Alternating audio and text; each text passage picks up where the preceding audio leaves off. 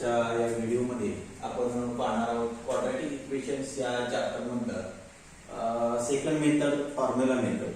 Actually याच्या अगोदर एक मेथड येते बाळा, त्याला म्हणतात कंप्लिटिंग स्क्वेअर मेथड, पूर्णवर्ग पद्धती. परंतु ती पूर्णवर्ग पद्धती जी आहे ती स्वयं अध्ययनासाठी ठेवलेली. माहित नाही त्याच्यावर काही प्रश्न विचारतील का नाही बोर्ड.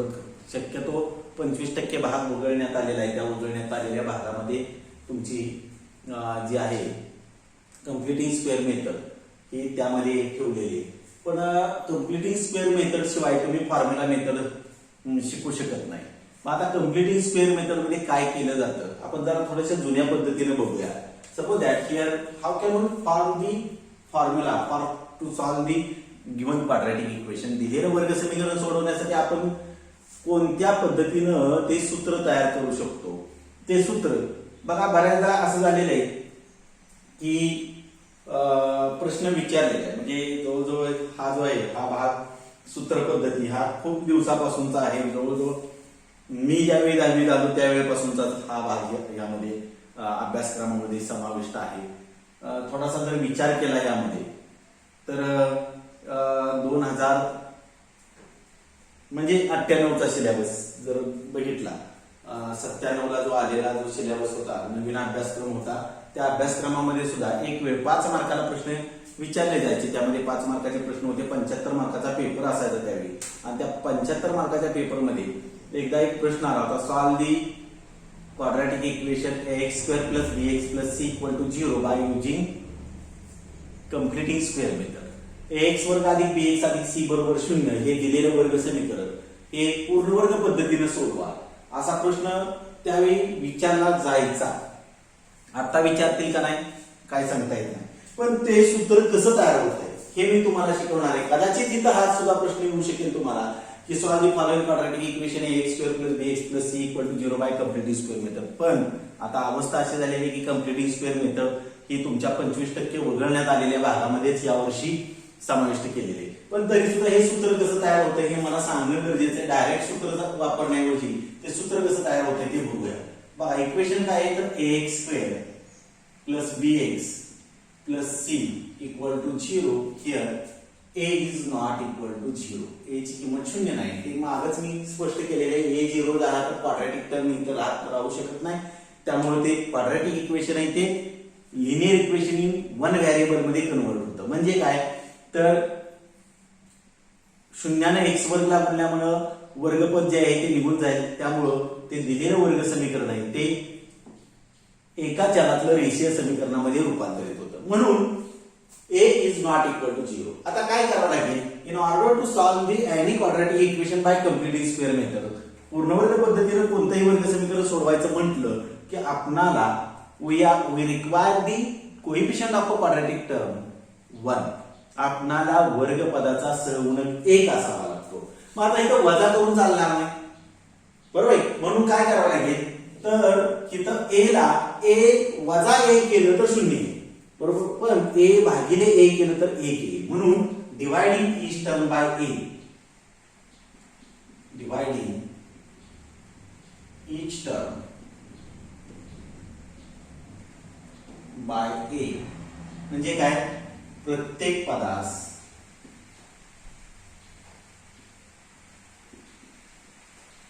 a ने भागून. आता a is not equal to 0 म्हटलेले बघा, प्रश्नच मिळाला म्हणजे शून्याला भागणं हा भागच येत नाही. ax² upon a plus bx upon a plus c upon a equal to 0 upon a. क्रिया करून दाखवतो. a ला a कॅन्सल होईल म्हणजे इथे येईल x². आता याचा कोएफिशियंट 1 झाला प्लस आता हेच लिहितो कसं बघा b upon a into x plus c upon a. भाग जात नाही, शून्याला a ने भाग घालायला उत्तर 0 झालं. बघा इथं आता क्वाड्रॅटिक टर्मचा कोएफिशियंट 1 झालेला आहे. आता here are the first two terms. In order to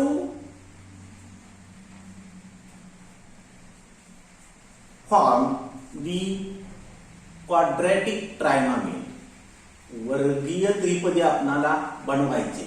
कशी बनवायचे which is a complete square of a binomial. म्हणजे जी एखाद्या द्विपदीचे पूर्ण वर्ग असेल अशी वर्ग त्रिपदी जर बनवायची असेल तर आपणाला इथं एक टर्म आपणाला नवीन निर्माण करावं लागेल. आपण त्या टर्मला थर्ड टर्म म्हणजे तिसरे पद म्हणूया.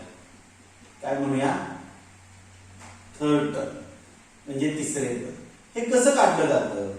तर तिसरे पद काढण्याचं सूत्र काय बघा. In bracket 1/2 into coefficient of linear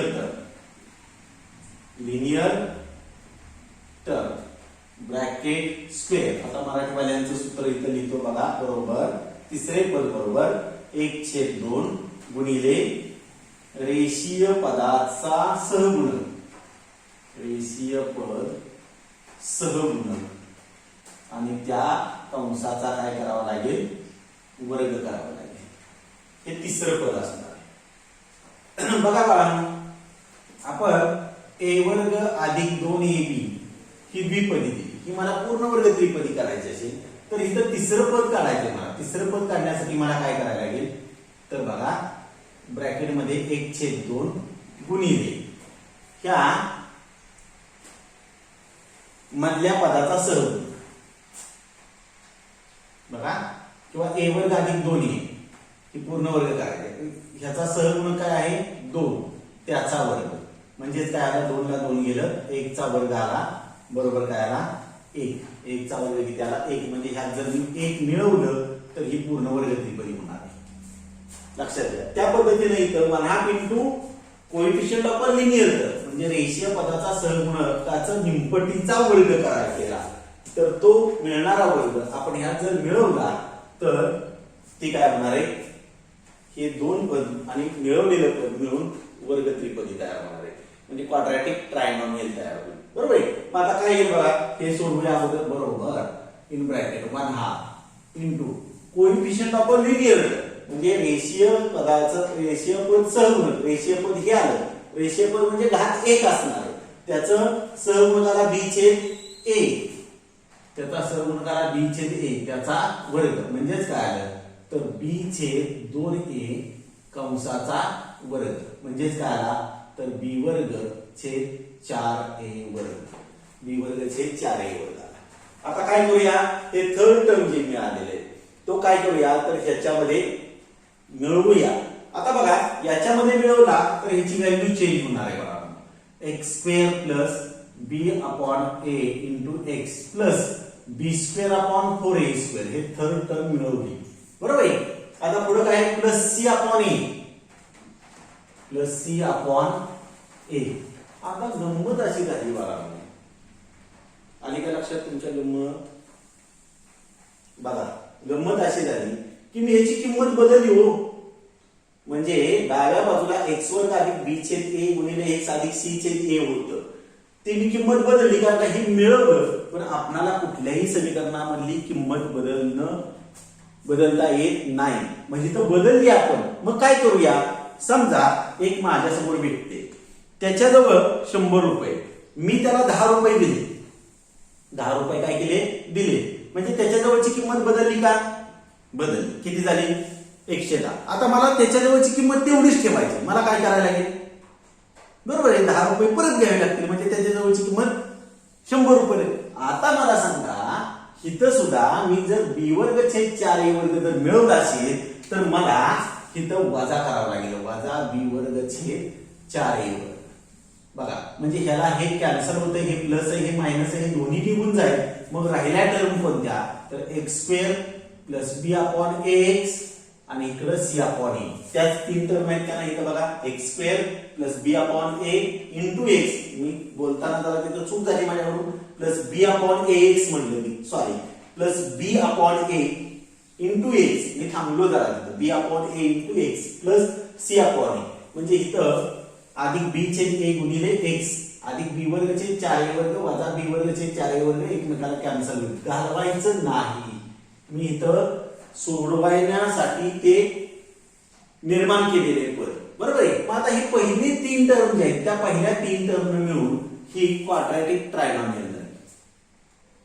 quadratic trinomial नाही तर हे कुणाचं एक्सपान्शन आहे तर बघा त्याचा स्क्वेअर रूट घ्या एक्स इथं मध्ये प्लस साइन आहे मध्ये प्लस साइन आहे म्हणून प्लस साइन घेतलं ह्याचं स्क्वेअर रूट घ्या बी ह्याचं स्क्वेअर रूट घ्या 2a ब्रॅकेटचा स्क्वेअर हा कुणाचा आहे x square plus b upon a into x plus b square upon 4a square this is the expansion of x plus b upon 2a bracket square म्हणजे x वर्ग अधिक बी छेद a गुणिले x अधिक बी वर्ग छेद 4a वर्ग हा जो आहे हा विस्तार आहे तो कुणाचा आहे एक्स अधिक बी छेद 2a कंसाचा वर्ग याचा विस्तार आहे आता इथे निगेटिव्ह साइन आहे ते कॉमन काढून घ्या वजा ब्रॅकेट मध्ये आता मायनस साइन कॉमन घेतल्यामुळे काढून घेतल्यामुळे इथं राहिलं प्लस झालं का तर याचं मायनस साइन बाहेर आलं इथं प्लस आहे ते काय होणार आहे मायनस होईल c upon a equal to 0 आलं लक्षात आता तुम्ही म्हणाल इथं मायनस का घेतलं हे ऋण चिन्ह बाहेर काढून घेतल्यामुळं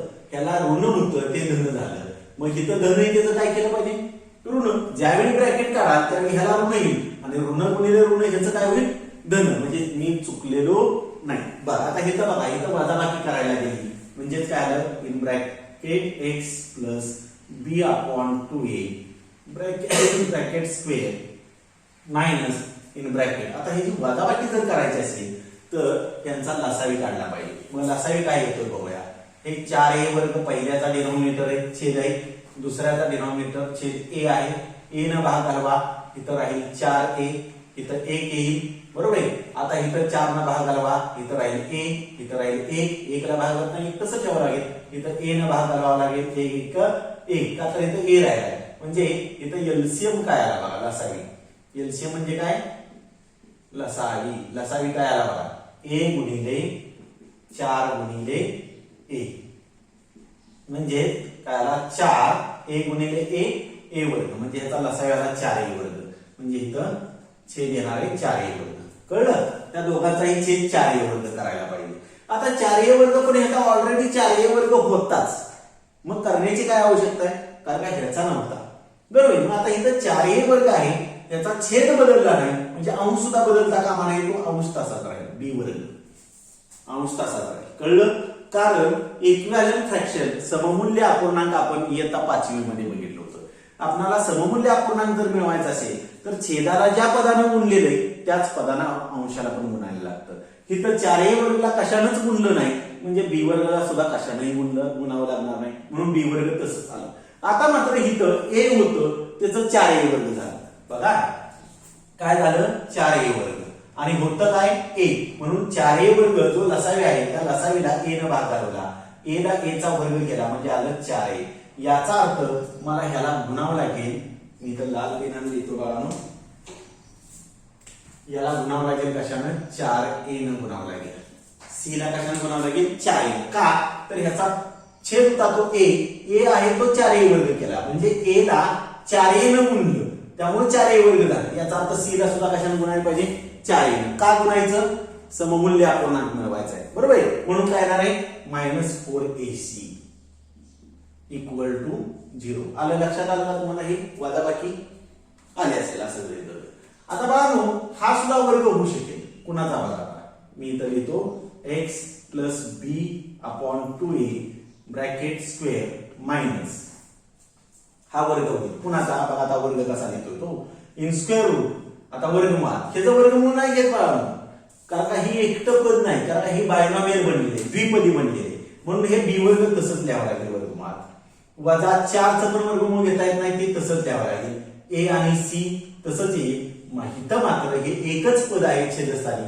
त्यामुळे त्याचं वर्गमूळ घेता येऊ शकेल 4 चं वर्गमूळ इथं 2 आलं a वर्गाचं वर्गमूळ a आलं आणि ह्याचा हा स्क्वेअर असेल इक्वल टू 0 आलं का लक्षात तुमच्या काय आलं x अधिक b छेद 2a ब्रॅकेटचा स्क्वेअर हे पूर्ण वर्ग त्रिपदी तयार झालेले वजा ही द्विपदी आहे त्यामुळे त्यातल्या प्रत्येक पदाचं वर्गमूळ घेता येणार नाही म्हणून हे वर्गमूळ टाकलं वर्गमूळ b वर्ग वजा 4ac छेद हे एकच पद आहे एक पद आहे मोनोमियल आहे म्हणून 4 चं स्क्वेअर रूट आलं 2 a वर्गाचं वर्गमूळ आलं a आता इथं फॉर्म्युला वापरता येईल a square minus b square माहिती आहे ना फॉर्म्युला तुम्हाला a square minus b square आपण टाइप मला वाटतंय 5वा बघितला होता तो त्याचा फॉर्म्युला काय बघा a square minus b square बरोबर पहिल्या ब्रॅकेट मध्ये ए प्लस बी आणि दुसऱ्या ब्रॅकेटमध्ये ए मायनस बी. बरोबर आहे. ए वर्ग वजा बी वर्गचा अवयव काय येतात? पहिल्या कंसात ए आणि बी आणि दुसऱ्या कंसात ए वजा बी. आता बघा इथं ए म्हणजे माझं पहिलं ब्रॅकेट आहे आणि बी म्हणजे हे दुसरं ब्रॅकेट आहे, म्हणून काय म्हणता येईल तर अवयव काय आले? एक्स अधिक बी छेद 2a अधिक, बरोबर आहे ना, ए अधिक बी अधिक वर्गमात बी वर्ग वजा 4ac छेद 2a. हा पहिला अवयव आला माझा. बरोबर आहे. दुसरा अवयव काय आला? दुसऱ्या कंसामध्ये एक्स अधिक बी छेद 2a तसंच असणार आहे. आता मात्र ए वजा बी, ए म्हणजे हे आहे माझं बी पदी वजा वर्गमात बी वर्ग वजा 4ac छेद 2a आणि बरोबर 0. बरोबर किती असणार आहे? 0. एक सेकंड. बरोबर किती असणार आहे? 0 असणार आहे. कळलं? म्हणजे सूत्र कुठलं वापरलं? ए वर्ग वजा बी वर्गचं सूत्र वापरलं. पहिल्या कंसात ए अधिक बी, दुसऱ्या कंसात ए वजा बी. मग आता बघूया, एक तर त्याचा छेद दोघांचा समान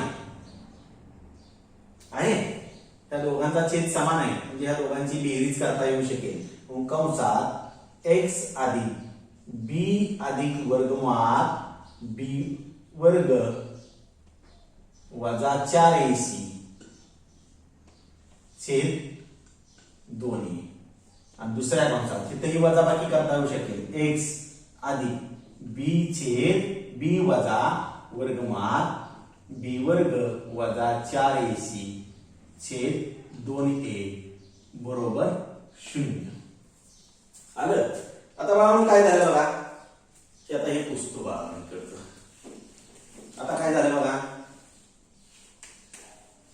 तर एक तर ह्या दोन कंसांचा गुणाकार 0 याचा अर्थ यापैकी कुठला तरी कंस 0 असणार आहे, म्हणून एक तर काय असणार आहे?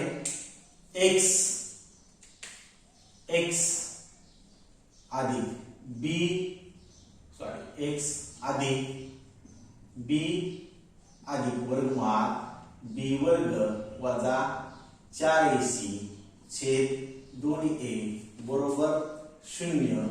किंवा मी आता हे खाली लिहितो, हे आडवं माझ्या इथं बसत नाही. एक्स वजा अधिक बी वजा वर्गमात बी वर्ग वजा 4ac छेद 2a बरोबर 0. बरोबर आहे. म्हणून एक्स बरोबर हे अधिक आहे ते होईल वजा.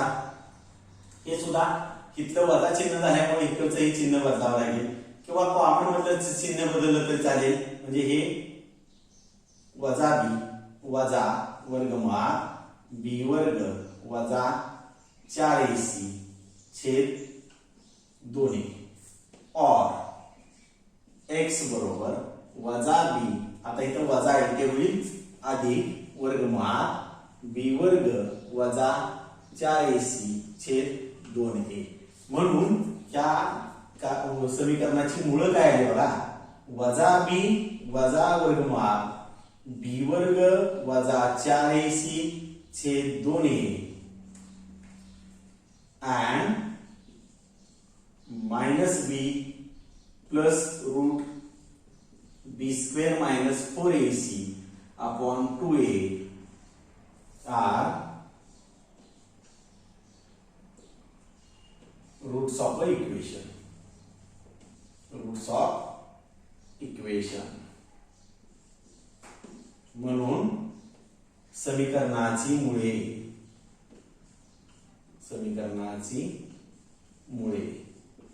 काय आहे बघा? वजा बी वजा वर्गमात बी वर्ग वजा 4ac छेद 2a. हे लिहितोय कसं बघा? हे छेदाची रेष पूर्ण आहे माझी. व वजा बी अधिक वर्गमात बी वर्ग वजा 4ac छेद 2a आहेत.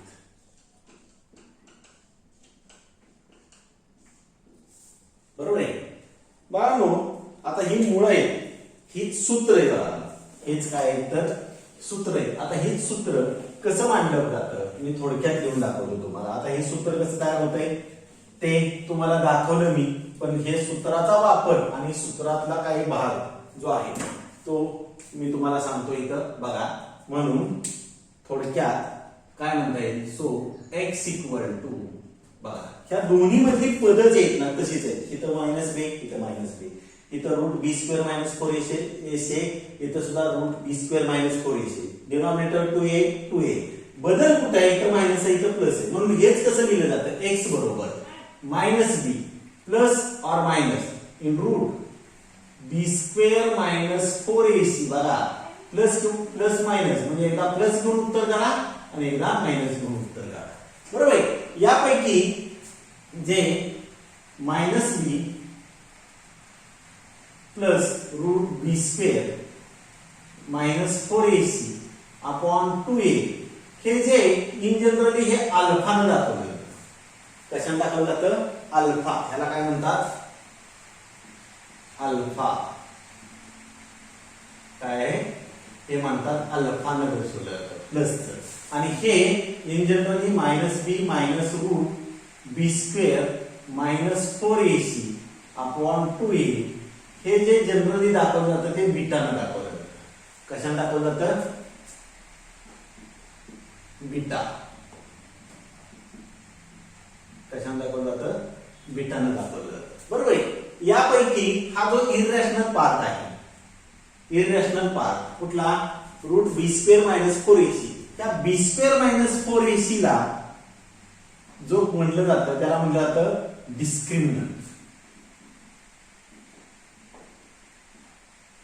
डिस्क्रिमिनंट म्हणजे काय, विवेचक. आणि तो विवेचक कसा दाखवला जातो, it is denoted by delta. त्याला काय म्हटलं जातं, ट्रायंगल म्हणायचं नाही, काय म्हटलं जातं, डेल्टा. हा विवेचक कशाने दाखवला जातो, डेल्टाने दाखवला जातो. बी वर्ग वजा 4x. म्हणून सूत्र काय आहे तर x बरोबर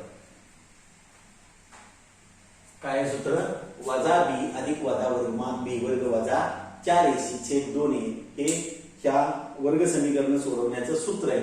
आणि ह्या सूत्राचा वापर करून आपण उदाहरण सोडवणार आहोत. बघा आता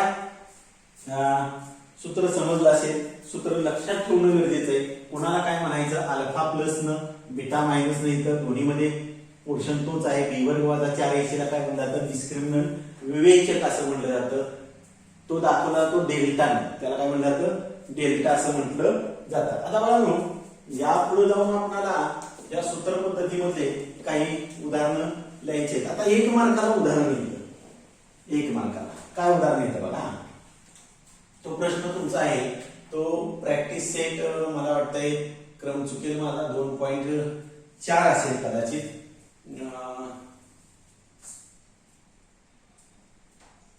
हा 2.4 आहे. प्रॅक्टिस सेट 2.4 मधला क्वेश्चन नंबर जो आहे तो क्वेश्चन नंबर 1 आहे. म्हणजे काय, क्वेश्चन नंबर 1 मध्ये काय सांगितले, for the following quadratic equation write the values of a b c. म्हणजे खाली दिलेल्या वर्ग समीकरणासाठी ए बी वर्ग समीकरणांच्या ए बी आणि सी च्या किमती लिहायला सांगितले. आता हा तो क्वेश्चन नंबर 1 आहे. हा क्वेश्चन नंबर 1 मध्ये मी उदाहरण घेतो बघा. पहिलं उदाहरण घेतो, काय उदाहरण बघा, 2x square equal to 4x minus 3. आता हे बघा एबीसी च्या किमती इथं नाही मला लिहिता येणार. कधी लिहिता येतील, if we write the given quadratic equation in its standard form. ज्यावेळी दिलेलं वर्ग समीकरण हे आपण त्याच्या सामान्य रूपात लिहू त्याच वेळी आपण एबीसी च्या किमती लिहू शकतो. आणि सामान्य रूपामध्ये उजवी बाजू ही समीकरणाची नेहमी 0 असते. म्हणून 2x वर्ग हे अधिक 4x आहे ते इकडे आलं, वजा 4x झालं, वजा 3 आहे ते इकडे आल्यानंतर अधिक 3 झालं, बरोबर 0. आणि नंतर लिहू शकतो a ची किंमत, a म्हणजे क्वाड्रॅटिक टर्मचा कोएफिशियंट किती आहे, 2 आहे. b ची किंमत म्हणजे तो लिनियर टर्मचा कोएफिशियंट आहे म्हणजे -4. आणि c ची किंमत जी आहे ती 3 आहे. c ची किंमत किती आहे, 3 आहे. दुसरं उदाहरण बघूया, x square plus 5 upon x equal to 11.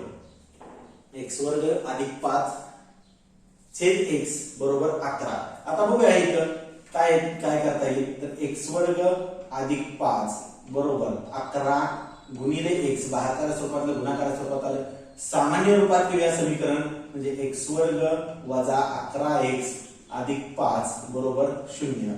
मग लिहिता येईल a बरोबर, आता इथं संख्याच नाही याचा अर्थ सहगुणक किती असणार आहे 1.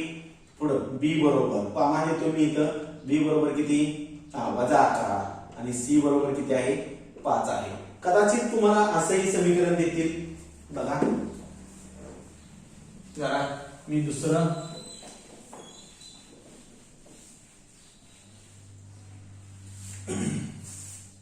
एक तिसरं उदाहरण घेतो बघा.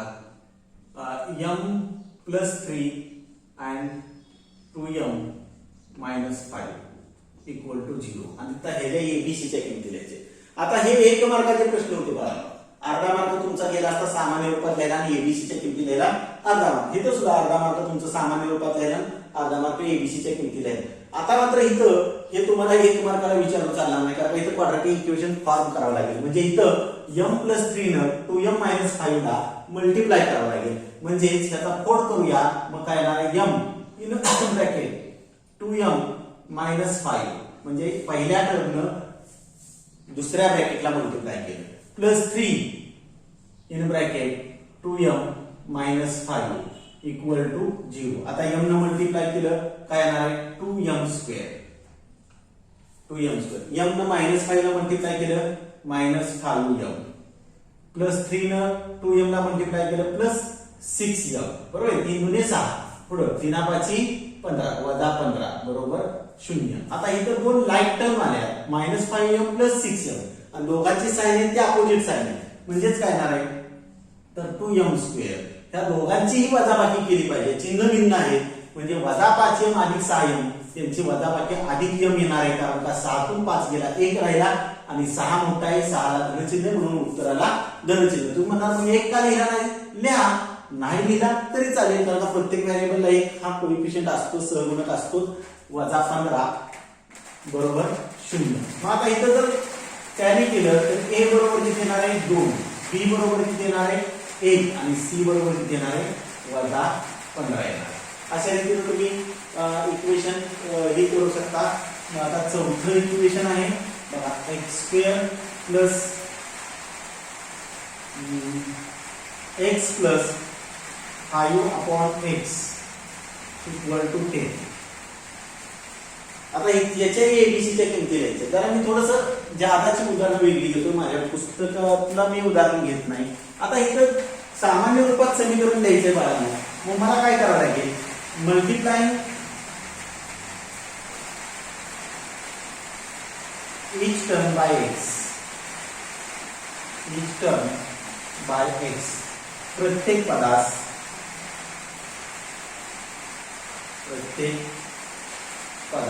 कशाने गुणूया x ने गुणूया.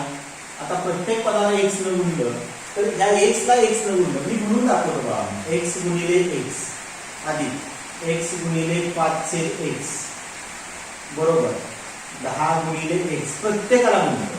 आता x × x काय झालं x² झालं. त्या x ला x गेलं प्लस 5 आलं आणि = 10x. जनरल फॉर्म मध्ये घेऊया प्लस 10x इकडे आलं मायनस झालं बरोबर. x² - 10x plus 5 = 0. आता कंपेअर केलं तर a बरोबर किती आला कोएफिशियंट त्याचा 1, b चा कोएफिशियंट किती आला -10 आणि c चा कोएफिशियंट किती आला 5 आला बरोबर आहे. अशा रीतीने तुम्ही हा पहिला क्वेश्चन जो आहे क्वेश्चन नंबर 1 हा तुम्ही सॉल्व करू शकता, सोडवू शकता. पहिल्या प्रश्नामध्ये फारसं काही अवघड आहे असं मला वाटत नाही. आता बाळांनो सूत्राचा वापर करून समीकरण सोडवायचे आपण बघूया.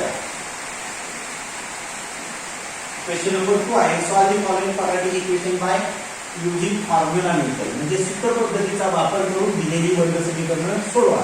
आता बाळांनो प्रश्न असा आहे सर परीक्षेमध्ये जर एखादं उदाहरण असं आलं की ते आम्हाला फॅक्टरायझेशन मेथडने सोडवता येते, अवयव पद्धतीने सोडवता येते आणि तिथं विचारलं की सूत्र पद्धतीने सोडवा, तिथं तुम्हाला गणिताच्या उत्तराला मार्क नाही, तुमच्या पद्धतीला मार्क आहे.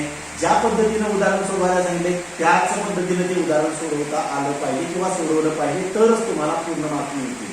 बघा आता एक उदाहरण घेऊया. क्वेश्चन नंबर 2 प्रॅक्टिस सेट 2.4 मधला क्वेश्चन नंबर आहे तो 2 आहे. बघा एक उदाहरण देतो मी इथं 2x² मायनस घेऊया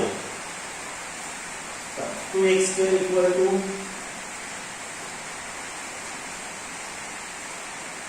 7x मायनस 6 2x वर्ग बरोबर 7x वजा 6. आता पहिला मुद्दा असा आहे, फॅक्टरायझेशन मेथडनं सोडवण्याचा असू द्या किंवा फॉर्म्युला मेथडनं एखादं समीकरण सोडवायचं असू द्या, दिलेलं समीकरण हे त्याच्या स्टँडर्ड फॉर्म मध्येच पाहिजे, म्हणजे सामान्य रूपातच लिहिलं पाहिजे. म्हणून राईट साइडला बरोबर चिन्हाची ही उजवी बाजू आहे, त्या उजव्या बाजूला जी पद दिलेली ती डाव्या बाजूला लिहिणं आवश्यक आहे. म्हणून काय करतो बघा, 2x वर्ग हे अधिक 7x आहे इथं वजा 7x झालं, वजा 6 आहे इथं अधिक 6 झालं, बरोबर 0 झालं का सामान्य रूपात झालं. आता पुढं दुसरा भाग असा आहे की इथं तुम्हाला ABC च्या किमती द्याव्या लागतील. A बरोबर किती आहे बाळांनो 2, B बरोबर किती आहे वजा 7, C बरोबर किती आहे 6. A, B आणि C च्या किमती लिहूया. आता फॉर्म्युला काय होऊया, फॉर्म्युला लिहूया x बरोबर वजा b अधिक वजा वर्गमूळ b वर्ग वजा 4ac. आता मुलं इथं म्हणतात छेद 2a. सूत्र बरोबर आहे का, मार्क गेली तुमची. का गेली माहितीये, कारण का ह्या 2a 2a हा जो छेद आहे तो फक्त ह्या कर्णी चिन्हाचा नाही, याला सुद्धा आहे. म्हणून ही छेदाची रेषा अशी पाहिजे पूर्ण, तरच तुमचं उत्तर बरोबर आहे, अन्यथा उत्तर बरोबर नाही. मग आता ह्यामध्ये जो डिस्क्रिमिनंट आहे b वर्ग वजा 4ac त्याची पहिली किंमत काढूया. b वर्ग वजा 4ac b चा वर्ग, b ची किंमत आहे आपल्याकडे वजा 7 चा वर्ग वजा 4 गुणिले a ची किंमत किती आहे 2 गुणिले c ची किंमत किती आहे 6. कळलं ना, ह्या किमती मी ज्या शोधलेल्या आहेत त्या किमती त्याच्यामध्ये भरल्या, त्या किमती त्यामध्ये भरल्या. म्हणजे जरा थोडस तो पार्ट जरा सोपा होईल आपला. मग आता बरोबर किमती वजा 7 चा वर्ग किती आला बाळांनो, बरोबर आहे 49. ऋणचा धन वर्ग नेहमी धन असतो. 4 दुणे 8, 8 स 48, 49 वजा 48 बरोबर किती आलं 1. आता सूत्रामध्ये किमती भरूया. कशात किमती भरूया, त्या सूत्रामध्ये किमती भरूया. x बरोबर वजा b ची किंमत किती आहे बघा वजा 7 आहे, म्हणून ते ब्रॅकेट मध्ये लिहितो.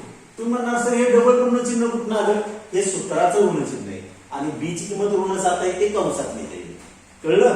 पुढं अधिक वजा मध्ये चिन्ह कोणतं आहे, अधिक हे आहे आणि वजा हे आहे, वर्गमूळ. आता ह्या b वर्ग वजा 4ac जे आहे त्याची किंमत काढली आपण किती 1 छेद 2 गुणिले a ची किंमत किती बघा, a ची किंमत किती 2 आहे ना छेदस्थानी, म्हणून a ची किंमत किती 2 आहे, म्हणजे 2 गुणिले 2. आता किमती बघा x बरोबर ऋण ऋणचं धन होईल 7 अधिक वजा 1 चं वर्गमूळ 1 छेद 2 गुणिले किती आलं 4. म्हणजे x बरोबर 7 अधिक वजा 1 छेद 4. आता 1 कसं आलं, 1 चं वर्गमूळ घेतलं 1च आलं, बरोबर आहे.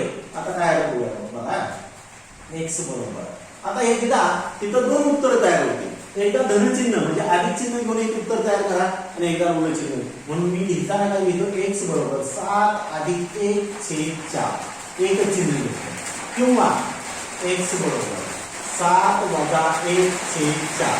आता 7 अधिक 1 किती आलं बरोबर 8 छेद 4, किंवा x बरोबर 7 वजा 1 किती आलं 6 छेद 4. 6 पर्यंत 4 1 4 4 गुणे 8 कितीही बाजू 2 गुणे 4 म्हणजे 6. म्हणजे काय आलं तर x बरोबर 2 छेद 1 आणि लिहिलं तरी चालेल, किंवा x बरोबर 3 छेद 2. म्हणून 2 and 3/2 are roots of given equation. म्हणून दिलेल्या समीकरणाची मुळे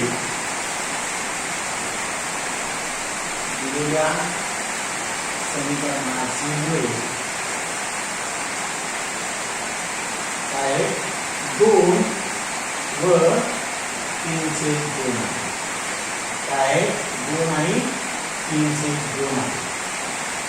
आलं लक्षात? आलं असेल आता हे बोलणं, मला वाटतं आलंच असेल. बरं चला आता पुढे जाऊया. आणखी एक उदाहरण आहे. आता एकदा पद्धत सारखी सारखी गणित सोडवली ती पद्धत पाठ जाते.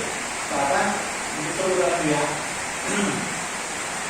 3x वर्ग अधिक 5x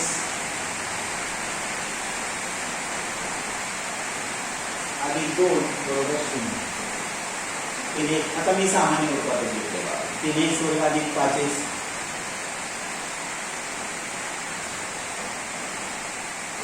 अधिक 1 बरोबर अधिक 1 बरोबर 0. आता बघा a बरोबर किती? a बरोबर 3. आता इथल्या पायऱ्या कमी होणार आहे, त्याला सामान्य रूपात दिले. b बरोबर किती आहे? 5. c बरोबर किती आहे? 1. बरोबर आहे. मग आता सूत्र मांडूया. x बरोबर वजा b. आता तुम्ही म्हणा सर हे सूत्र अगोदर का लिहिता तुम्ही? शंका आली का कोणाला? कारण समजा तुमचं उत्तर कुठं चुकलं तर एबीसीच्या किमती लिहिण्याचा अर्धा मार्क मिळेल, सूत्र लिहिलेला अर्धा मार्क मिळेल. खूप सोपं आहे. 1 मार्क मिळून झाली तर म्हणून x बरोबर. आता आपल्याला कमी मार्क नको आहे आपण म्हणतोय मी सांगितलं. आता इथं त्या b वर वजा 4ac किंमत काढूया. म्हणजे b वर्ग वजा 4ac बरोबर b चा वर्ग म्हणजे b ची किंमत आहे 5. 5 चा वर्ग वजा 4 गुणिले a ची किंमत किती आहे? 3 गुणिले c ची किंमत 1. 5 चा वर्ग किती? 25 वजा 4 3 12. 12 1 12. 25 वजा 12 किती आलं? 13. बरोबर आहे. आता बघा ही किंमत ह्या सूत्रामध्ये बघूया. म्हणून x बरोबर वजा b ची किंमत किती आहे? 5. आता इथं ब्रॅकेट क्लोज करायची गरज नाही, आता अधिक 5 आहे म्हणजे ऋण चिन्ह आहे. अधिक वजा वर्गमूळ 13 छेद 2 गुणिले a ची किंमत किती आहे? 3. 2 गुणिले 3 म्हणजे काय आलं बघा. आता छेदस्थानाचा गुणाकार करणं गरजेचं आहे. छेदस्थानाचा गुणाकार करणं गरजेचं आहे. म्हणजेच काय आलं तर x बरोबर वजा 5 अधिक वजा वर्गमूळ 13. आता तुम्ही म्हणणार सर 13 चा वर्गमूळ नाही घेता येत ना, ते तसं ठेवावं लागेल. पुढे a3 6 म्हणजे एक तर x बरोबर वजा 5 अधिक वर्गमूळ 13 छेद 6 किंवा x बरोबर वजा 5 वजा वर्गमूळ 13 छेद 6 म्हणजे एकदा अधिक उत्तर चिन्ह घेऊन उत्तर तयार केलं आणि एकदा वजा चिन्ह घेऊन म्हणजे त्याचं काय आलं उत्तर आता म्हणता येईल -5 plus √13 upon 6 and -5 minus √13 upon 6 are roots of given equation.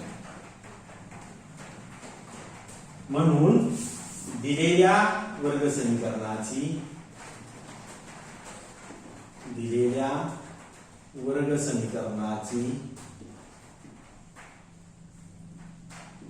मुळे काय तर वजा 5 अधिक वर्गमूळ 13 छेद 6 व वजा 5 वजा वर्गमूळ 13 छेद 6 आहे.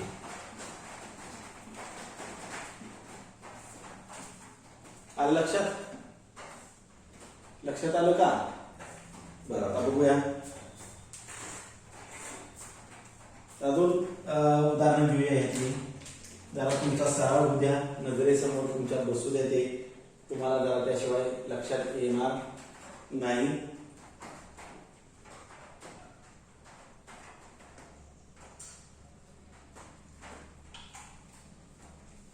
बघूया आता अजून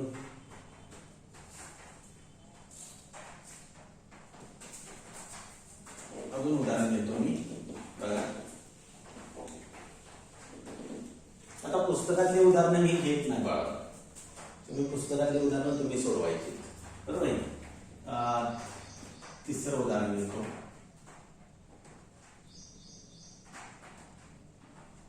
बरं चला ठीक आहे. अधिक 3/m किंवा 2m अधिक 3/m बरोबर 7. हा बरोबर किती 7. आता पहिलं सामान्य रूपात काय करावं लागेल, मल्टिप्लाइंग each term by 7. प्रत्येक पदास 7 ने गुणून,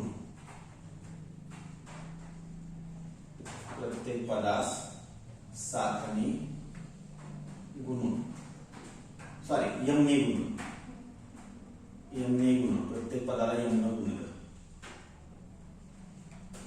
m न गुणलं काय आलं, मग त्याला m न गुणलं काय आलं बघा. आता डायरेक्ट लिहू, m गुणिले 2m, बरेच जण नको म्हणतायत, अधिक m गुणिले 3/m बरोबर m गुणिले 7, प्रत्येकाला गुणलं, त्या m ला हे m गेलं, एक न्यूमरेटरला एक अंशस्थानी एक छेदस्थानी, म्हणजेच काय आलं बरोबर 2m वर्ग, m गुणिले m म्हणजे m वर्ग झाला, अधिक 3 बरोबर 7m. आता हे 7m इकडे घ्या, म्हणजे सामान्य रूपात ते समीकरण होईल 2m वर्ग वजा 7m अधिक 3 बरोबर 0. म्हणजे a बरोबर काय झाला 2 आला बरोबर, b बरोबर काय आलं वजा 7 आलं, c बरोबर किती आलं 3 आलं. आता इथं b वर्ग वजा 4ac ची किंमत काढणं गरजेचं आहे. सूत्र लिहिले पाहिजे ना, सामान्य रूपात लिहिल्यानंतर पहिलं काय लिहूया सूत्र. आता बरीच मुलं काय म्हणतात व्हेरिएबल कुठलं वापरलंय ते बघत नाही, एक्सच लिहितात. इथे व्हेरिएबल चल वापरलंय m, म्हणून इथे m बरोबर म्हणूया, m बरोबर वजा b अधिक वजा वर्गमूळ b वर्ग वजा 4ac हिथून छेदाची रेष छेद 2a बरोबर आहे. आता इथं b वर्ग वजा 4ac ची किंमत काढूया, b चा वर्ग, b ची किंमत किती आहे वजा 7, म्हणजे वजा 7 चा वर्ग वजा 4 गुणिले a ची किंमत किती आहे 2 गुणिले c ची किंमत किती आहे 3 बरोबर आहे. बरोबर ऋण 7 चा वर्ग झाला 49, पुढे 4 गुणिले 8, 8 3 24, 49 वजा 24 म्हणजे किती आलं बाळांनो 25 बरोबर आहे. किती आलं उत्तर 25. आता त्यात किंमत भरूया, म्हणून m बरोबर वजा b ची किंमत किती आहे बघा वजा 7 आहे, म्हणून कंसात वजा 7 अधिक वजा वर्गमूळ b वर्ग वजा 4ac ची किंमत किती आली 25 छेद 2 गुणिले a ची किंमत किती आहे बघा 2 आहे, 2 गुणिले 2. आता इथं ब्रॅकेट टाकला म्हणजेच काय आलं m बरोबर 7 अधिक वजा 25 चा वर्गमूळ आलं 5, घेता येते म्हणून घेतलं छेद 4. आता इथं दोन उत्तर तयार करावे लागतील, म्हणजे m बरोबर 7 अधिक 5 भागिले 4 किंवा m बरोबर 7 वजा 5 भागिले 4. 7 अधिक 5 किती आलं 12 भागिले 4 किंवा m बरोबर 7 वजा 5 किती आला 2 भागिले 4, 4 एके 4, 4 त्रिक 12, बेक बे, बे दुने 4, म्हणजे m बरोबर किती आलं 3 किंवा m बरोबर किती आलं 1/2. म्हणून 3 and 1/2 are roots of given equation. म्हणून दिलेल्या वर्ग समीकरणाची, दिलेल्या वर्ग समीकरणाची मुळे काय 3 व 1/2 आहे. 3 व 1/2 आहे. अशा रीतीने तुम्ही सोडवू शकता. तुमच्या पुस्तकात एक उदाहरण आहे, बघूया ते. सामान्य रूपात दिलेले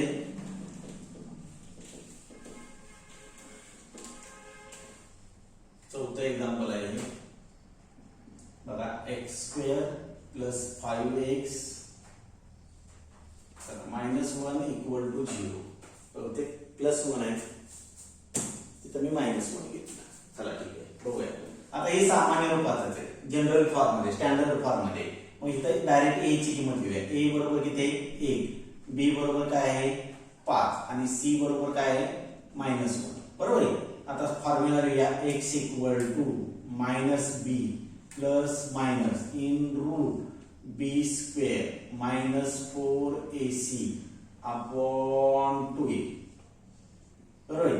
so x equal to minus b ची व्हॅल्यू काय आहे 5 plus minus in root sorry काय राहिले बाळांनो b स्क्वेअर -4ac चं किंमत काढा. b वर्ग वजा 4ac. b वर्ग म्हणजे b चा वर्ग म्हणजे कुणाचा वर्ग 5 चा वर्ग वजा 4 गुणिले a ची किंमत 1 आहे आणि c ची किंमत वजा 1 आहे. बरोबर आहे. 5 चा वर्ग किती आला 25. पुढे 4 एके 4 आणि 4 एके 4, परंतु निगेटिव्ह पॉझिटिव्ह होणार आहे. 25 अधिक 4 बरोबर किती आलं 29. बरोबर आहे. आता b वर्ग वजा 4ac ची किंमत काढलेली आहे. आता फॉर्म्युल्यात किंमत बघूया. x बरोबर वजा b ची किंमत किती आहे 5. डायरेक्ट लिहूया, पॉझिटिव्ह आहे ना, प्लस आहे, अधिक 5 आहे म्हणून 5 तसंच लिहिलं. अधिक वजा वर्गमुळात 29 छेद 2 गुणिले a ची किंमत किती आहे 1. या सूत्रात किमती भरतोय मी. वजा b म्हणजे वजा b ची किंमत आहे 5 अधिक वजा b वर्ग वजा 4ac ची किंमत किती काढली आपण 29 ती भरली. छेद 2 गुणिले a ची किंमत किती 1. म्हणजे आता इथं चतुर्थांचा गुणाकार केला काय येणार आहे बघा.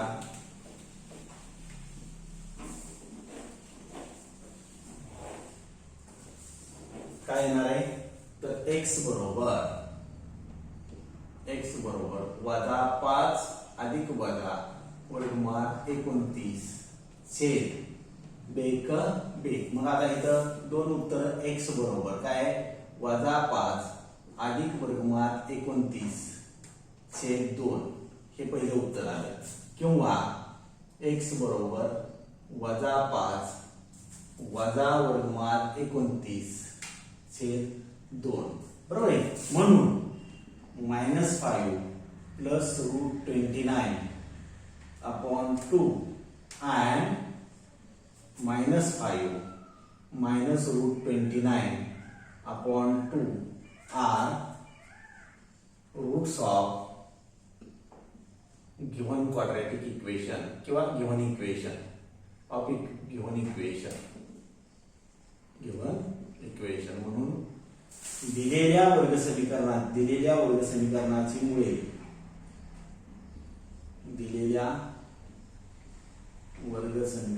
मुळे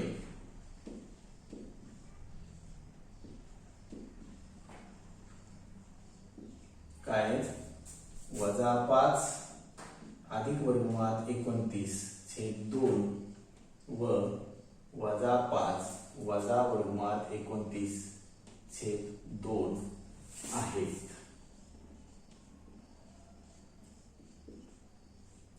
अशा पद्धतीनं तुम्ही हा 2.4 मधला क्वेश्चन नंबर 2 सॉल्व्ह करू शकता.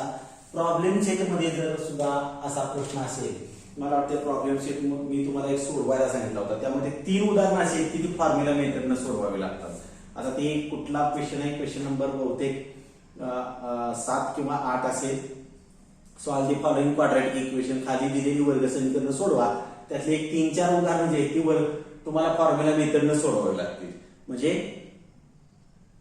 सूत्र पद्धतीनं सोडवावी लागतील. अशा पद्धतीनं हा जो भाग आहे हा भाग तुम्ही अभ्यासात मला वाटतंय तुमच्या शंका काही राहिल्या नसतील असं गृहीत धरतो.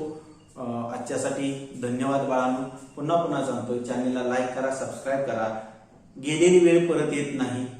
आज लॉकडाऊन आहे, शाळा बंद आहे, पण शिक्षण चालूच ठेवणं गरजेचं आहे. हे तुमच्या हातात आहे. आम्ही तुम्हाला पुरवण्याचं काम करतोय. ज्या शंका असतील त्या ग्रुपच्या माध्यमातून विचारा.